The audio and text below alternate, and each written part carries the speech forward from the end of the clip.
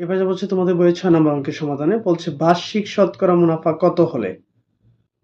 কত হলে অর্থাৎ এখানে আর এর মান বের করতে বলছে ১৩,০০০ টাকার ৫ বছরের মুনাফা আসলে ১৮,৮৫০ টাকা হবে। তাহলে রাখছে কত ১৩,০০০ টাকা, মুনাফা আসলে পাইছে কত ১৮,৮৫০।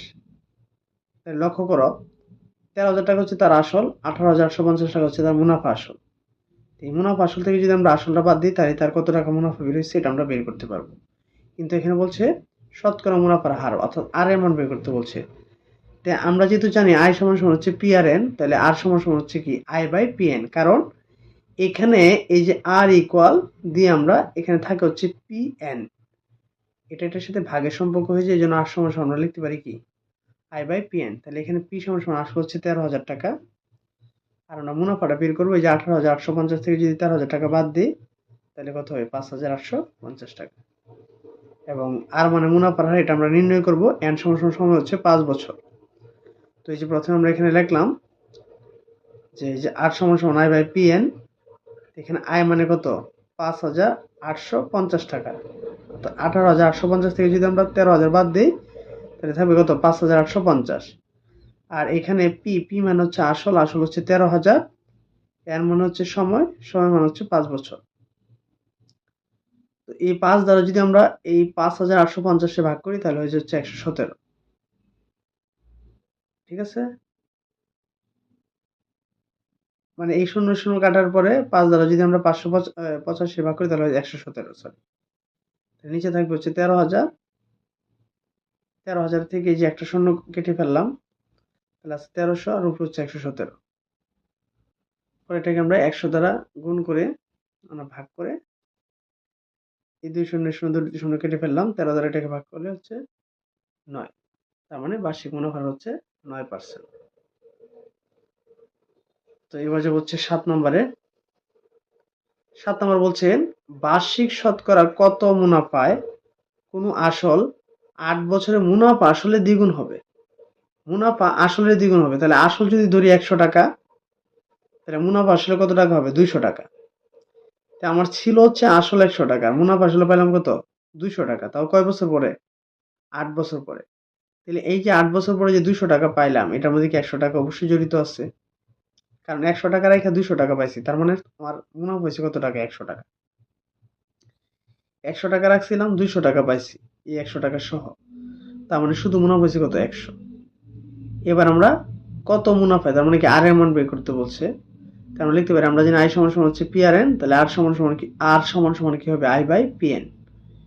এই যে আয়ের মান হচ্ছে ১০০, পি এর মান কত ১০০ ইন্টু কত ৮, ১০০ ১০০ কাটাকাটি, যেহেতু পার্সেন্টেজ বের করবো আমরা পার্সেন্টেজ বের করার জন্য যে আমরা জানি পার্সেন্টেজের মান হচ্ছে আরো ১০০ দিলাম।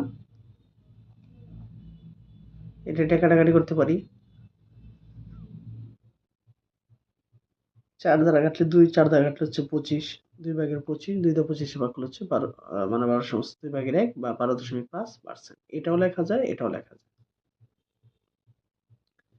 তো আশা করি ৭ নাম্বারটা বুঝতে পেরেছো। এবার যাবো হচ্ছে ৮ নম্বরে।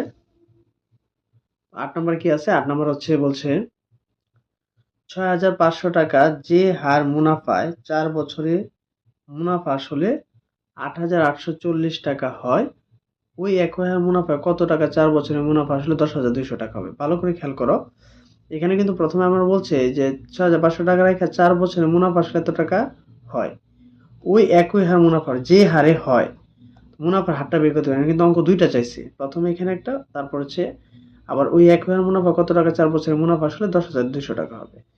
মুনাফা আসল, মুনাফা আসলে সূত্র হচ্ছে আসল প্লাস মুনাফা, অর্থাৎ এর সমান সমান হচ্ছে পি প্লাস আই। আচ্ছা, এটা আমরা আলোচনায় এখন বুঝতে পারবো। তাহলে মুনাফা আসল হচ্ছে ৮,৮৪০ টাকা, আর আসল ছিল হচ্ছে ৬,৫০০ টাকা। তাহলে মুনাফা কত হয়েছে এটা কিন্তু বের করার জন্য এই যে ৮,৮৪০ থেকে যদি ৬,৫০০ বাদ দেই তাহলে হয়ে গেল কত ৩৪০ টাকা। এবার যদি আমাকে মুনাফার হার বের করতে বলছে তার মানে কি আর এর মান, তাহলে আমরা লিখতে পারি আই সমান সমান হচ্ছে কি পি আর এন, আর সমান সমান কি হবে আই বাই পি এন। এই যে মান বসাইলাম, আই এর মান হচ্ছে কত ৩৪০, পি এর মান হচ্ছে কত ৬,৫০০ ইন্টু হচ্ছে ৪। পার্সেন্টেজ বের করার জন্য আমরা ১০০ রাখলাম, তাহলে এই শূন্য শূন্য কাটা, এই শূন্য শূন্য কাটা, 65 দ্বারা যদি এটাকে ভাগ করি তাহলে হয়ে যাবে 36, 4 দ্বারা 36 ভাগ করলে হচ্ছে 9, 4 9 36, তার মানে কি 9%। ঠিক আছে, এখানে কত পার্সেন্ট হলো? 9%। এই 9% আমাকে আবার কি করতে হবে বলছে, ওই একই মুনাফা কত টাকা? 4 বছরে মুনাফা আসলে 10,200 টাকা হবে। এখন কিন্তু মুনাফা আসল আমরা বের করব। মুনাফা আসল বের করার জন্য যে আমরা এইভাবে লিখবো, আমরা জানি মুনাফা আসল এ সমান সমান মানে P into 1 plus R N. তাহলে এখান থেকে যদি শুধু আমরা আসল বের করতে চাই, তাহলে আমরা লক্ষ্য করি এটা কিন্তু পি এর সাথে গুণের সম্পর্ক। তাহলে গুণ যদি দিক পরিবর্তন হয়ে যায় তাহলে ভাগ হয়ে যাবে। তাহলে পি সমান সমান লিখতে পারি কি A by 1 plus R N by N R. তো এখানে এ মান হচ্ছে মুনাফা হচ্ছে 10,200 টাকা, আর এক তো একের মতোই থাকবে। এন মান হচ্ছে কি 4 বছরে এখন বের করতে বলছে, মুনাফা ছিল হচ্ছে 9%, যেটা আমরা কিছুক্ষণ আগে বের করলাম। তাহলে যে 10,200, 9% মানে কি 100/9, এটা আমরা লিখলাম। এবারে এটা দ্বারা যদি আমরা এটাকে ভাগ করে ফেলি তাহলে যে কত হবে, যে 25, এই যে এখানে কিন্তু করা আছে 1 যোগ 9/25 উপরে 10,200 প্লাস হবে যদি করি তাহলে 25 একে 25, 25 আর 9 যোগ করলে 34। উপরটা ঠিক থাকবে, নিচেরটা গুণ হয়ে উল্টে যাবে, তাহলে 25 চলে যাবে উপরে, 34 এসে পড়বে নিচে। তো আমরা একবারে যদি কাটাকাটি করি, কাটাকাটি করলে গুণ করলে এটা মানটা আসবে হচ্ছে 7,500 টাকা। তার মানে ওই একই মুনাফা 4 বছরের মুনাফা আসলে আমরা 10,200 টাকা পাবো যদি আমরা 7,500 টাকা রাখি। তো আশা করি 8 নম্বরটা বুঝতে পেরেছো। এবার যাব হচ্ছে 9 নম্বরে। বলছে রিয়াজ সাহেব কিছু টাকা ব্যাংকে জমা রেখে 4 বছর পর 4,760 টাকা মুনাফা পান। ব্যাংকে বার্ষিক মুনাফার হার 8.50 টাকা হলে তিনি ব্যাংকে কত টাকা জমা রেখেছেন? ব্যাংকে কত টাকা জমা রাখছে অর্থাৎ পি এর মান বের করতে হবে। তাহলে আমরা জানি আই সমান সমান হচ্ছে পি আর এন, তাহলে পি সমান সমান কি হবে? I by R N. এখানে আসলটা আমরা নির্ণয় করব। মুনাফা দেওয়া হচ্ছে 4,760 টাকা, মুনাফার হার হচ্ছে 8.5%, সময় হচ্ছে 4 বছর। তাহলে আমরা মানগুলো বসাইলাম। এই যে আয়ের মান হচ্ছে 4,760, আর হচ্ছে 8.50 মানে 8.5% ইন্টু হচ্ছে 4। তাহলে 8.5% মানে হচ্ছে এটা কি 100 টাকার মধ্যে, এই যে 100 ইন্টু 4। এবার যদি কাটাকাটি করি, এই যে 25/8.5 4,760 উল্টায় দিব, 25 চলে যাবে উপরে, 8.5 আসবে কোথায়? নিচে। এবার যদি আমরা কাটাকাটি করে ফেলি, এটা ফলটা আসবে হচ্ছে 14,000, অর্থাৎ তিনি ব্যাংকে 14,000 টাকা জমা রেখেছেন। ঠিক আছে, তো আশা করি 9 নম্বরটা বুঝতে পেরেছিল।